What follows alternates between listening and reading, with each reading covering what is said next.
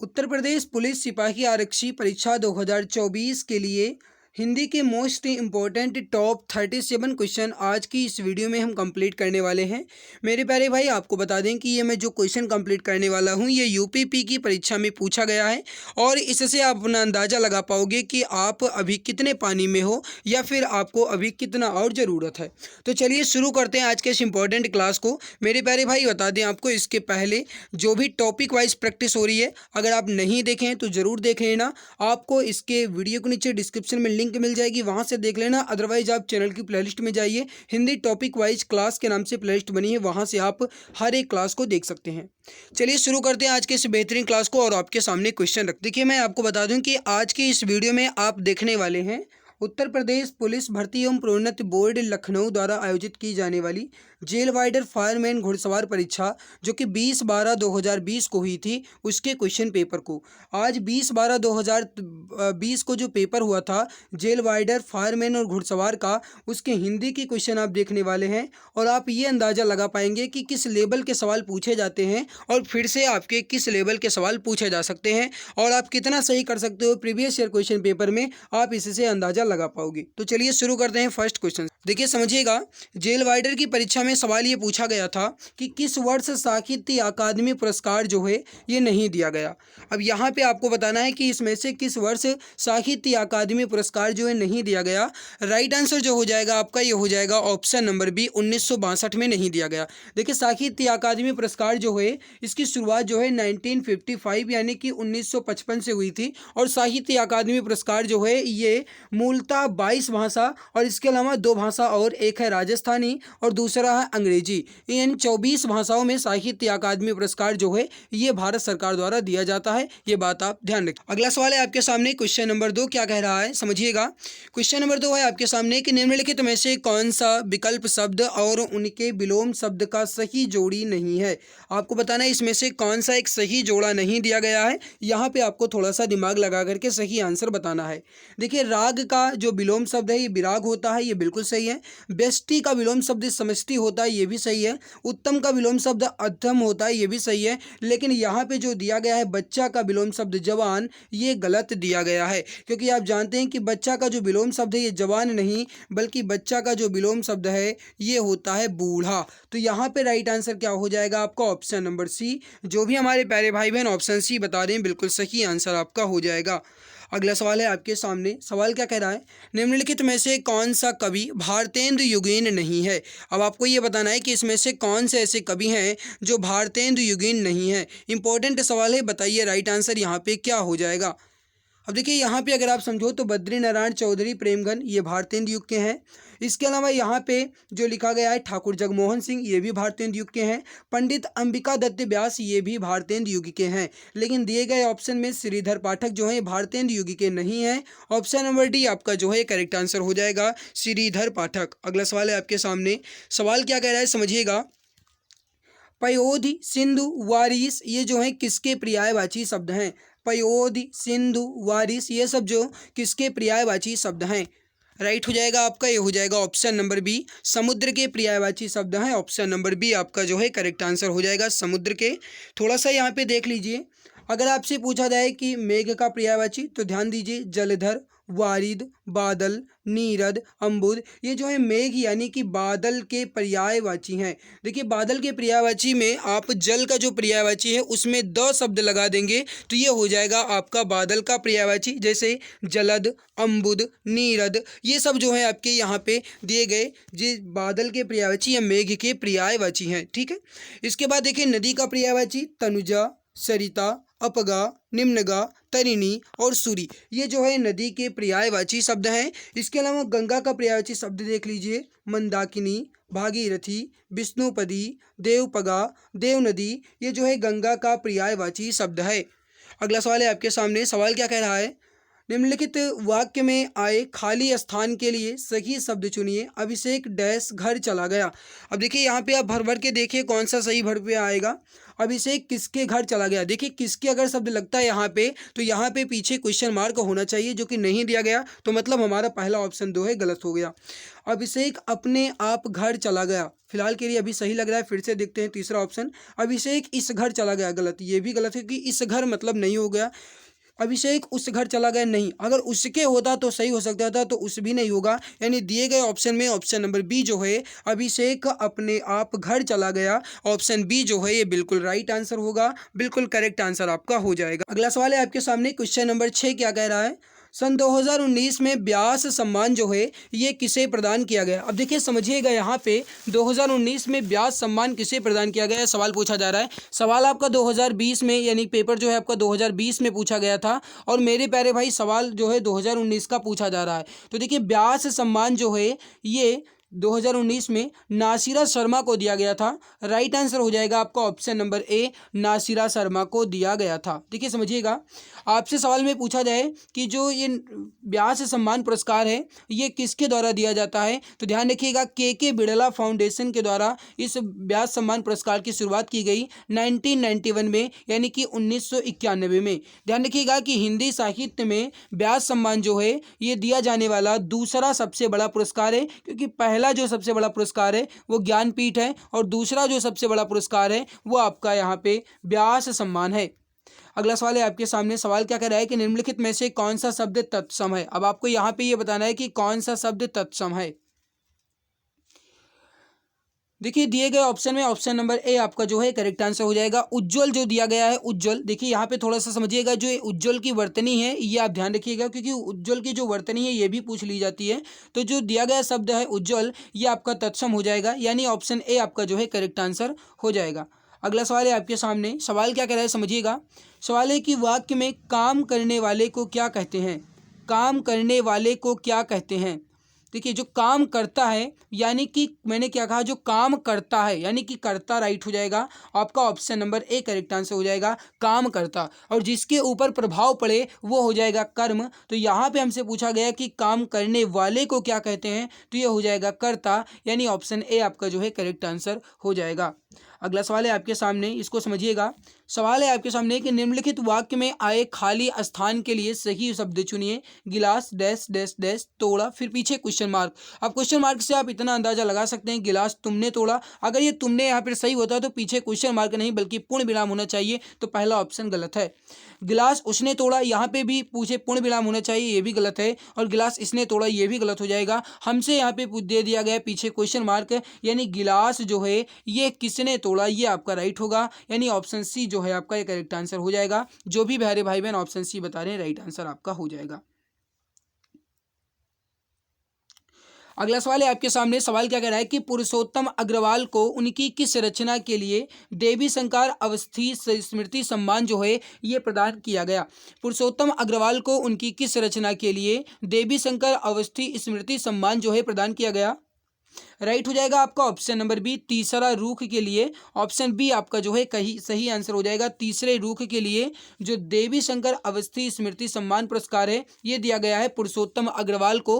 Right answer हो जाएगा B. और अगर आपसे पूछ लिया जाए कि कब दिया गया है तो 1996 यानी 1996 में। ठीक है, अब यहाँ पे देखिए ये क्वेश्चन दिया गया है। क्वेश्चन ये कह रहा है कि यहाँ पे दिए गए मुहावरे और यहाँ पे उनसे संबंधित अर्थ दिए गए हैं, इसका आपको मिलान करना है, फिर आपको सही उत्तर बताना है। तो पहले यहाँ पे मिलान कर लेते हैं।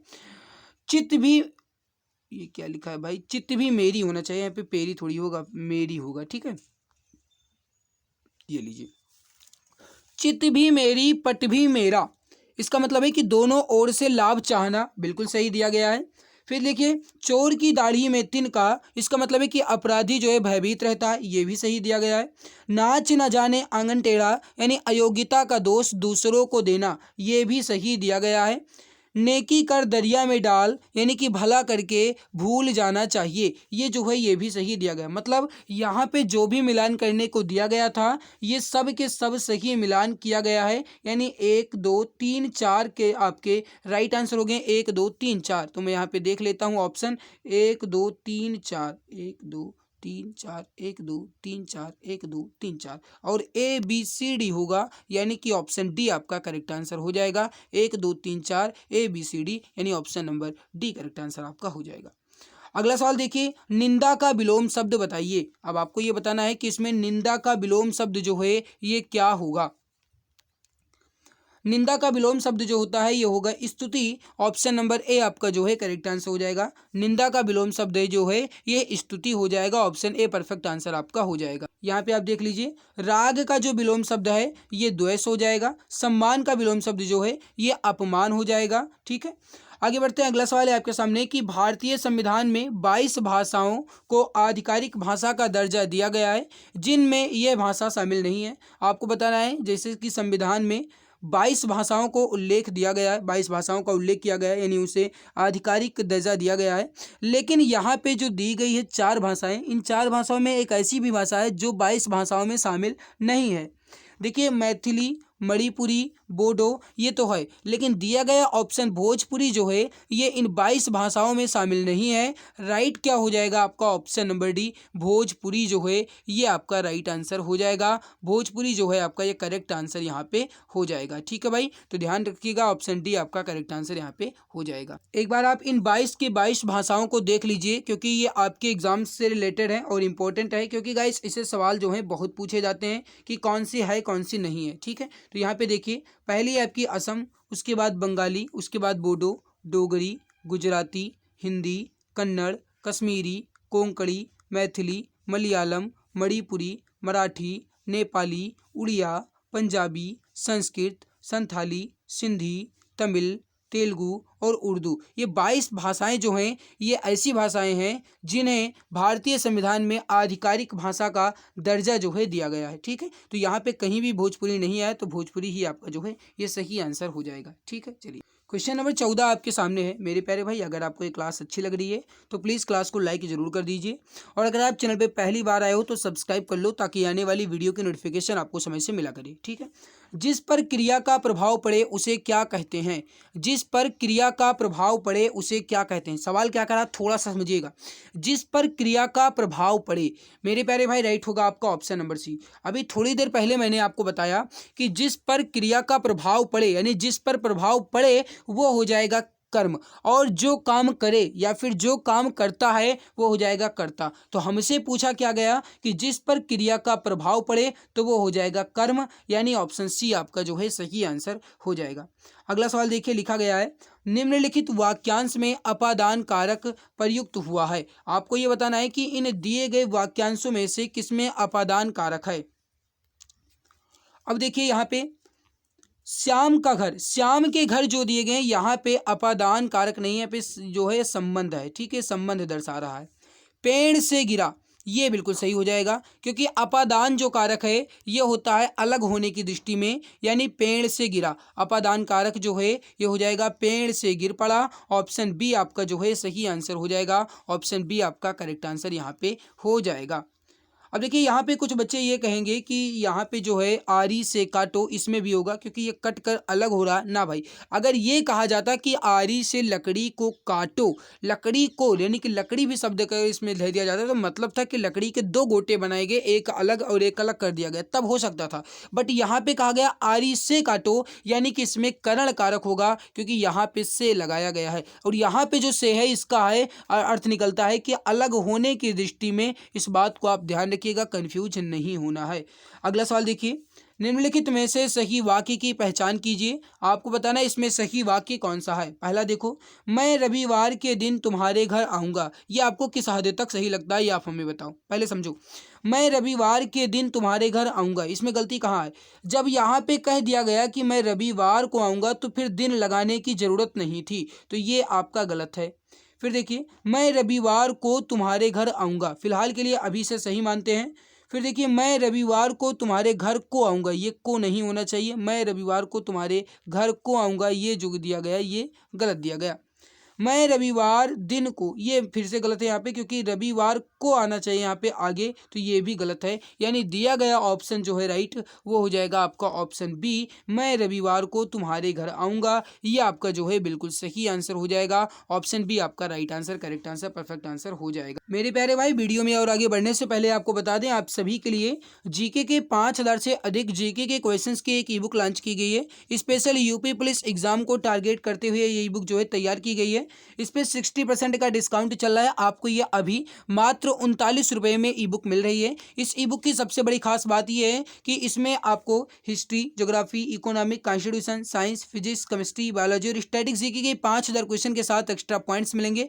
ई बुक जो है आपकी इमेज और कलरफुल के साथ बनाई गई है ताकि पढ़ने में मजा आए। अगर आपको ये ई बुक लेना है तो आप इस दिए गए व्हाट्सएप नंबर 8948667652 8948667652 इस पर आपको व्हाट्सएप करना है। आपको यहाँ से ये ई बुक मिल जाएगी और मात्र 39 रुपये में अभी आपको मिल रही है, वरना इसके बाद में प्राइस जो है ये बढ़ सकता है। अगर आपको इसका डेमो रिव्यू देखना है तो आप यहाँ पर देख लीजिए, मैंने 2-3 पेज के स्क्रीनशॉट ले रखे हैं। यहाँ पे आप देख लीजिए कितने बेहतरीन तरीके से, कितने लाजवाब कंटेंट के साथ ये ई बुक जो है तैयार की गई है। 291 पेज में अपनी ई बुक जो है ये खत्म की गई है और इसमें जितने भी क्वेश्चन है इमेज एंड कलरफुल के साथ बनाए गए हैं ताकि पढ़ने में मजा आए, बोरिंग बिल्कुल भी महसूस ना हो। और जितने भी गाइज यहाँ पे सिलेबस दिए गए हैं इसे syllabus wise and topic wise यहाँ पे मेंशन किया गया है इंपॉर्टेंट क्वेश्चन को। तो अगर आपको लेना है तो आप इस दिए गए व्हाट्सएप नंबर 8948667652 पर आप व्हाट्सएप कीजिए। आपको यहाँ से ये ई बुक मिल जाएगी मात्र 39 रुपये में, सबसे कम दाम में बेहतरीन ई बुक आपको मिल रही है। बढ़ते हैं अगले सवाल की तरफ। अगला सवाल है आपके सामने कि निम्नलिखित में से सही वाक्य की पहचान कीजिए। आपको बताना है इसमें सही वाक्य क्या है। पहला समझिए, वह क्या जाने कि मैं कैसे जी रहा हूँ। फिलहाल के लिए हमें अभी सही लग रहा है, कहीं भी गलती नहीं आ रही है, तो अभी तो हम इसे सही मानते हैं। दूसरा देख लेते हैं, वह कैसे जाने, कैसे नहीं होना चाहिए, ये गलत है। वह क्या जाने, क्या भी नहीं, चलो क्या भी फिलहाल के लिए मानते हैं। वह क्या जाने, जाने, जाने गलत लिखा है क्योंकि जाने लिखा है यहाँ पे, जाने कोई शब्द नहीं होता। वह क्या जाने कि मैं कैसे जी रहा हूँ, वह नहीं होना चाहिए यहाँ पे, ये गलत है। यानी दिया गया ऑप्शन जो है राइट होगा ए ऑप्शन, वह क्या जाने कि मैं कैसे जी रहा हूँ। राइट हो जाएगा आपका option number A, option A correct answer आपका हो जाएगा। अगला सवाल देखिए, सवाल है आपके सामने कि विरोधी पक्ष का वाक्यांश के लिए एक सार्थक शब्द कौन सा है। विरोधी पक्ष का वाक्यांश के लिए एक सार्थक शब्द कौन सा है। देखिए विरोधी पक्ष को आप क्या कहते हैं, विपक्षी कहते हैं। यानी राइट आंसर हो जाएगा आपका ऑप्शन नंबर बी, विपक्षी आपका सही आंसर हो जाएगा। अगला देखिए, बधूत्सव का सही संधि विच्छेद रूप क्या होगा। अब देखिए यहाँ पे थोड़ा सा समझिएगा, बधूत्सव में कोई सा जो संधि विच्छेद है वो कौन सा है, ये हो जाएगा वधू धन उत्सव, यानी ऑप्शन सी करेक्ट आंसर हो जाएगा, वधू धन उत्सव, वधू धन उत्सव। और जब ये छोटा ऊ और छोटा ऊ मिलेगा तब ये बनेगा बड़ा ऊ, यानी बधूत्सव होगा, यानी ऑप्शन सी आपका जो है ये राइट आंसर यहाँ पे हो जाएगा। आगे बढ़ते हैं, अगला सवाल देखते हैं। अगला सवाल है आपके सामने, सवाल क्या कह रहा है कि निम्नलिखित में से कौन सा संधि विच्छेद का एक गलत उदाहरण है। अब देखिए गलत उदाहरण आपको बताना है। महाधन ओज बराबर महोज, ये सही है। पौधन अक बराबर पावक, ये भी सही है। नौधन इक बराबर नाइक, ये भी सही है। लेकिन यहाँ पे जो दिया गया है परोधन उपकार, ये गलत है क्योंकि इसका सही संधि विच्छेद क्या होगा, परधन उपकार होगा, ये होगा। ठीक है, तो ये होना चाहिए डी ऑप्शन आपका जो है ये गलत दिया गया है। देखिए महाधन ओज में महोज हो जाएगा वृद्धि संधि, पौधन अक में पावक हो जाएगा अयादि संधि, नवधन इक में नाभिक हो जाएगा, ये हो जाएगा आपका अयादि संधि।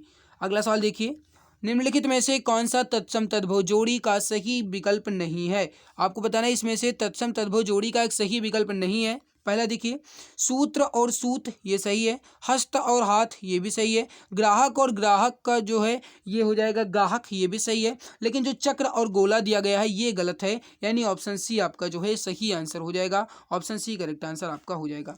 अगला सवाल देखिए, सवाल क्या कह रहा है आपके सामने कि सुधी, मनीषी, बुध निम्नलिखित में से किसके पर्यायवाची शब्द हैं। मेरे प्यारे भाई, मैं सोच रहा हूँ कि कम समय में आपके जितने भी क्वेश्चन करवा सकूँ करवा दूँ, इस वजह से गाइस मैं जल्दी क्वेश्चन कंप्लीट करवा रहा हूँ और आप वीडियो के अंत में 37 क्वेश्चन में आपका स्कोर कितना रहा कमेंट सेक्शन में मुझे कमेंट करके जरूर बता देना, ताकि मैं भी जान पाऊँ गाइस कि आप अभी कितना पढ़ रहे हो और अभी आपको कितनी ज़रूरत है। देखिए सुधी, मनीषी, बुध ये जो है किसके पर्यायवाची शब्द हैं? राइट हो जाएगा पंडित के, ऑप्शन नंबर ए आपका जो है राइट आंसर हो जाएगा, पंडित के पर्यायवाची शब्द हैं। समझिएगा थोड़ा सा यहाँ पे। गुरु के पर्यायवाची शब्द जैसे शिक्षक, आचार्य और उपाध्याय ये जो है गुरु के पर्यायवाची शब्द हो जाएंगे। पति का पर्यायवाची शब्द है भर्ता, बल्लभ, स्वामी, प्राणधार, प्राणप्रिय, प्राणेश और आर्यपुत्र ये जो है पति के पर्यायवाची शब्द हैं। धनी का पर्यायवाची अमीर, मालदार, रईस, दौलतमंद और धनवान ये जो है धनी के पर्यायवाची शब्द हो जाएंगे। राइट हो जाएगा आपको ऑप्शन नंबर ए पंडित का दिया गया था। अगला है कि बाग बाग होना मुहावरे का सही अर्थ क्या है? बाग बाग होना इस मुहावरे का सही अर्थ क्या है? बताइए राइट आंसर यहाँ पे क्या हो जाएगा। देखिए बाग बाग होना इस मुहावरे का सही अर्थ है कि बहुत खुश हो जाना, यानी option number C correct answer हो जाएगा। जिस दिन आपके यूपी पुलिस का रिजल्ट आएगा उसी दिन आप खुश हो जाओगे, यानी बाग बाग हो जाएगा। कहते हैं ना कि दिल गार्डन गार्डन हो गया, तो मेरे प्यारे भाई गार्डन गार्डन का मतलब क्या होता है कि बाग बाग हो गया, यानी कि बहुत ज़्यादा खुशी हो गई। तो राइट आंसर हो जाएगा आपका ऑप्शन नंबर सी, खुश हो जाना आपका राइट आंसर हो जाएगा। अगला है कि अवधी बोली का अन्य नाम क्या है? देखिए अवधी जो बोली है ये पूर्वी बोली के अंतर्गत आती है, और मेरे प्यारे भाई अवधी, बघेली, छत्तीसगढ़ी ये तीन के तीनों आपकी पूर्वी के अंतर्गत आती हैं। हमसे पूछा गया अवधी बोली का अन्य नाम क्या है, तो इसमें राइट आंसर क्या हो जाएगा आप बताएंगे। राइट आंसर क्या हो जाएगा, परफेक्ट आंसर बताइए। सही आंसर हो जाएगा आपका कोसली है, option number A correct answer हो जाएगा। कोसली जो है ये अवधि का एक अन्य नाम है। सही आंसर हो जाएगा आपका ऑप्शन नंबर ए कोसली, बिल्कुल सही आंसर हो जाएगा। अगला सवाल देखिए, लिखा गया है कि निम्न उपन्यासों में से कौन सा मृदुला गर्ग द्वारा रचित नहीं है? अब आपको ये बताना है कि इसमें से ऐसा उपन्यास कौन सा है जो मृदुला गर्ग ने नहीं लिखा है। देखिए उस यहाँ पे लिखा है, यहाँ पे होना चाहिए उसके हिस्से की धूप ये सही है। चित्त कोबरा ये भी सही है। मैं और मैं ये जो है ये मृदुला गर्ग द्वारा लिखा गया है, लेकिन दिया गया जो यहाँ पे लिखा गया कि रुकेगी नहीं राधिका, रुकोगी नहीं राधिका ये जो है ये किसका है? रुकोगी नहीं राधिका ये जो है मृदुला गर्ग का नहीं है, ये जो है ये ऊषा प्रियावंदा की रचना है, ध्यान रखिएगा। अगला सवाल देखिए, निम्न में से किस साहित्यकार को प्रेमचंद की कहानियों का काल क्रमानुसार अध्ययन के लिए व्यास सम्मान जो है ये प्रदान किया गया है? तो राइट आंसर हो जाएगा कमल किशोर गोयनका को, ऑप्शन नंबर सी आपका जो है सही आंसर हो जाएगा। 2014 में दिया गया, ध्यान रखिएगा। अगला सवाल है कि निम्नलिखित में से कौन सा असुर का पर्यायवाची शब्द नहीं है? देखिए पर्यायवाची शब्द लगभग ऐसे ही पूछे जाते हैं ताकि आपको चारों ऑप्शन का ज्ञान होना चाहिए, तभी आप सही आंसर लगा पाओ, तुक्का नहीं चल पाए। ऐसा गाइज जो है भर्ती बोर्ड फंसाने की कोशिश करता है, ठीक है एग्जामिनर। तो इस वजह से गाइज आपको चारों ऑप्शन का ज्ञान होना चाहिए। ऐसे सवाल को पढ़ करके जाइएगा। जो नहीं वाले शब्द होते हैं और जो मिलान वाली सीरीज होती है वो आप जरूर पढ़ लिया करो, ताकि गाइज आपको एग्जाम में उसका फ़ायदा मिल पाए, ठीक है। देखिए यहाँ पे अगर आप देखो तो निशाचर, दनुज और राक्षस ये जो है असुर के पर्यायवाची हैं, लेकिन दिया गया ऑप्शन महाकाय जो है ये असुर का पर्यायवाची शब्द नहीं है। महाकाय जो है ये गणेश जी का पर्यायवाची है, ध्यान रखिएगा किसका है, ये जो है गणेश जी का पर्यायवाची है। तो दिया गया ऑप्शन डी जो है ये असुर का पर्यायवाची नहीं है। अगला सवाल है आपके सामने कि निम्नलिखित में से तद्भव शब्द कौन सा है? अब आपको ये बताना है कि इसमें तद्भव शब्द जो है कौन सा है, बताइए राइट आंसर यहाँ पे क्या हो जाएगा। सही आंसर हो जाएगा आपका ऑप्शन नंबर डी, नींद जो दिया गया है ये आपका तद्भव है। बाकी दंड, विकार, कोकिल ये आपके तत्सम शब्द हो जाएंगे। दिया गया ऑप्शन नंबर डी, नींद जो है आपका ये हो जाएगा तद्भव। अगला है आपके सामने कि इनमें से जो पहले कभी ना हुआ हो का वक्त करने के लिए कौन सा शब्द प्रयोग होगा? यानी इनमें जो दिया गया है कि जो पहले कभी ना हुआ हो, इनके लिए एक शब्द क्या होगा, बताइए राइट आंसर क्या हो जाएगा। सही आंसर हो जाएगा अभूतपूर्व, यानी जो पहले कभी ना हुआ हो ये हो जाएगा अभूतपूर्व, यानी ऑप्शन ए आपका जो है बिल्कुल राइट आंसर हो जाएगा। अभूतपूर्व आपका सही आंसर यहाँ पे हो जाएगा। अगला सवाल है आपके सामने कि मार्तंड, अर्क, अंशुमाली निम्नलिखित में से किसके पर्यायवाची शब्द हैं? मार्तंड, अर्क, अंशुमाली जो है किसके पर्यायवाची शब्द हैं? सही आंसर हो जाएगा आपका ऑप्शन नंबर सी, सूर्य के पर्यायवाची शब्द हैं। मार्तंड, अर्क, अंशुमाली जो हैं ये सूर्य के पर्यायवाची शब्द हैं। देख लीजिए यहाँ पे, जैसे चंद्र के पर्यायवाची की बात की जाए तो चांद, हिमांशु, शशि, सारंग, निशाकर, सुधाकर, ये जो है चंद्र के पर्यायवाची हैं। हमसे पूछा जाए रोशनी का तो प्रकाश, प्रभा, ज्योति, ये रोशनी के पर्यायवाची हैं। रेखा का पूछा जाए तो लकीर आपका हो जाएगा, ये जो है आपका रेखा का पर्यायवाची हो जाएगा। मैं भगी हूँ आत्मकथा के लेखक कौन है? मैं भगी हूँ, इस आत्मकथा के लेखक कौन है? बताइए राइट आंसर यहाँ पे क्या हो जाएगा। इंपॉर्टेंट सवाल है एग्जाम्स के लिए, बताइए सही आंसर क्या हो जाएगा। मैं भगी हूँ, इसके जो गाइस लेखक हैं ये हैं भगवान दास। राइट हो जाएगा आपका ऑप्शन नंबर सी, भगवान दास। ऑप्शन सी आपका जो है बिल्कुल सही आंसर हो जाएगा, भगवान दास। और ये जो है हिंदी की पहली दलित आत्मकथा मानी जाती है, मैं भगी हूँ, ये जो है हिंदी की पहली दलित आत्मकथा मानी जाती है। तो ये क्वेश्चन आपका जो है थोड़ा सा इंपॉर्टेंट ज़्यादा बन जाता है दिए गए क्वेश्चन के अनुसार। राइट हो जाएगा आपका यहाँ पे भगवान दास, इसका स्क्रीनशॉट आप ले लीजिए। आगे बढ़ते हैं, अगला सवाल है कि मलबे का मालिक कहानी के कहानीकार कौन है? मलबे का मालिक इस कहानी के कहानीकार कौन है? बताइए राइट आंसर यहाँ पे क्या हो जाएगा। मेरे प्यारे भाई, अगर आपको ये हमारी मेहनत अच्छी लग रही है तो लाइक ज़रूर कर दिया करो, क्योंकि आपके लाइक, आपके शेयर, सब्सक्राइब से ही मुझे मोटिवेशन मिल पाता है। तो प्लीज़ अगर आपको हमारी ये क्लास अच्छी लग रही है तो लाइक ज़रूर कर दिया करो। मलबे के मालिक के कहानीकार जो हैं ये कौन है? राइट हो जाएगा आपका मोहन राकेश। ऑप्शन बी आपका जो है सही आंसर हो जाएगा, मोहन राकेश। चलिए आगे बढ़ते हैं, अगला सवाल है आपके सामने। सवाल है आपके सामने, निर्देश दिया गया है कि 33 से 37 तक के लिए पहले गद्यांश दिया गया है, इसको पढ़ना है और उसके बाद इसके पर आधारित क्वेश्चन का आंसर देना है। तो मैं गद्यांश को एक बार सरसरी नज़र से पढ़ लेता हूँ ताकि गाइस आप इसका आंसर दे पाओ। हमारे यहाँ के विद्वान पुनर्जागरण पर ही इतना अधिक ध्यान देते हैं कि यदि हम उसे पढ़ें तो अतीत के विषयज्ञ में जानने की हमारी लालसा और बढ़ जाती है। हमें यह अनुभव कराया गया कि संपूर्ण, यहाँ पे संपूर्ण लिखा है, भारत रामकृष्ण, विवेकानंद और दयानंद जैसे महापुरुषों की मंडली है। हमें यह भी अनुभव कराया गया कि औरतों की दशा बहुत अच्छी थी और जातीयता को प्राणघातक मान लिया गया था। इसके अलावा कुछ दूसरी चीज़ें भी उस दौरान घटित हुई जिसके बारे में हम बात नहीं करते।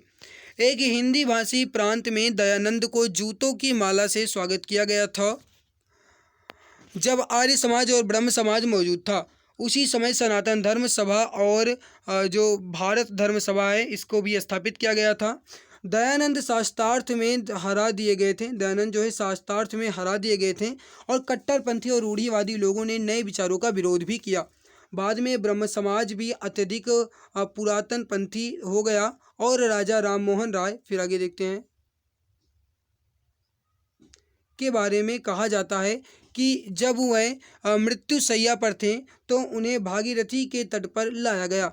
उनके चारों तरफ खड़े लोगों ने उनसे पूछा कि वह लोग उनके लिए क्या कर सकते हैं, तो उन्होंने अपने पूरे शरीर पर राधा कृष्ण लिखने को कहा। जिन लोगों ने धार्मिक सुधार के लिए विद्रोह किया वह आध्यात्मिक पुरातनपंथी निकले। आंदोलन के अंतिम दिन में ब्रह्म समाज कम्युनिस्ट और मार्क्सवादी हो गए। अब यहाँ पे दिया गया है, अब इससे संबंधित यहाँ पे सवाल दिए गए हैं, इसको आपको बताना है। अतीत के विषय में जानने की लालसा कब और बढ़ जाती है? आपको बताना है कि अतीत के विषय में जानने की लालसा जो है कब और बढ़ जाती है। सही आंसर हो जाएगा यहाँ पे क्या भी आपने पढ़ा कि भारतीय विद्वानों के पुनर्जागरण संबंधी विचारों को पढ़ने के बाद, यानी ऑप्शन डी आपका सही आंसर हो जाएगा, ऑप्शन डी करेक्ट हो जाएगा।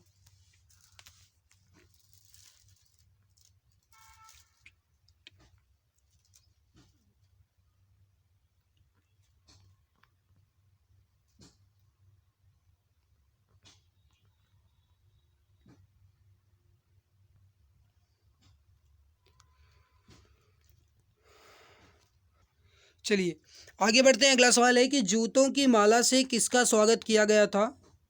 जूतों की माला से, अभी आपने देखा मेरे प्यारे भाई कि जूतों की माला से जो स्वामी दयानंद है इनका जो है स्वागत किया गया था, यानी ऑप्शन ए आपका जो है ये करेक्ट आंसर हो जाएगा, दयानंद। अगला है कि बाढ़ में कौन सी संस्था अत्यधिक पुरातन पंथी हो गई थी? बाढ़ में कौन सी संस्था जो है अत्यधिक पुरातन पंथी हो गई थी? राइट आंसर यहाँ पे क्या हो जाएगा? सही आंसर हो जाएगा आपका ऑप्शन सी, ब्रह्म समाज। देखिए बाद में कौन सी संस्था जो है अत्यधिक पुरातन पंथी हो गई थी? ब्रह्म समाज। ऑप्शन सी करेक्ट आंसर हो जाएगा। अगला सवाल देखते हैं, अगला सवाल क्या कह रहा है। क्वेश्चन नंबर 36 है आपके सामने कि ब्रह्म समाज के संदर्भ में असत्य कथन कौन सा है? बाद में बहुत सारे ब्रह्म समाजी मार्क्सवादी हो गए थे, ठीक है। ब्रह्म समाज की स्थापना दयानंद सरस्वती ने किया था, ये सवाल सही है क्या? नहीं, यही आपका गलत है। राइट हो जाएगा आपका ऑप्शन नंबर बी, ब्रह्म समाज की स्थापना जो है स्वामी दयानंद सरस्वती ने नहीं किया था। तो यहाँ पे राइट हो जाएगा आपका ऑप्शन नंबर बी। अगला है कि निम्नलिखित में से कौन सा विद्वान शास्त्रार्थ में हरा दिया गया था? अभी आपने थोड़ी देर पहले देखा कि जो स्वामी यहाँ पे दयानंद हैं, इन्होंने मतलब जो स्वामी दयानंद हैं, इनको शास्त्रार्थ में हरा दिया गया था। राइट हो जाएगा आपका डी ऑप्शन। तो यहाँ पे आप देखिए गाइस, आपके 37 क्वेश्चन जो हैं कंप्लीट हो चुके हैं, और अब इन 37 क्वेश्चन में आपका स्कोर कितना रहा ये आप हमें कमेंट्स में बताओ। तो इन 37 क्वेश्चन में आपका स्कोर कितना रहा ये आप हमें कमेंट सेक्शन में कमेंट करके बताइए। और अगर आपको ये हमारी मेहनत अच्छी लगी है तो लाइक ज़रूर कर देना। चैनल पे पहली बार आए हो तो चैनल को शेयर ज़रूर कर देना, और सब्सक्राइब करके बेल बटन को गाइस, बेल बटन को जो बेल बटन है इसको दबा करके सिलेक्ट ऑल पे ज़रूर क्लिक कर देना, ताकि आने वाली हर एक नई वीडियो की नोटिफिकेशन आपको मिला करे। और भाई अगर आपको इसकी PDF चाहिए तो आप टेलीग्राम चैनल को ज्वाइन कर लेना। टेलीग्राम चैनल के लिंक वीडियो के नीचे डिस्क्रिप्शन में दी गई है, वहाँ से आप टेलीग्राम को ज्वाइन कर लेना और अपनी तैयारी को और भी मजबूत कर लेना। ठीक है, तो टेलीग्राम को ज्वाइन कर लेना। आज की इस बेहतरीन लाजवाब वीडियो में इतना ही। खुश रहिए, मुस्कुराते रहिए, जी जान शिद्दत के साथ लगे रहिए। इस बार आप सभी को वर्दी लेना है और अपने सपने को पूरा करना है। मिलते हैं इसके बाद एक और नई खास वीडियो में, तब तक के लिए बहुत बहुत धन्यवाद।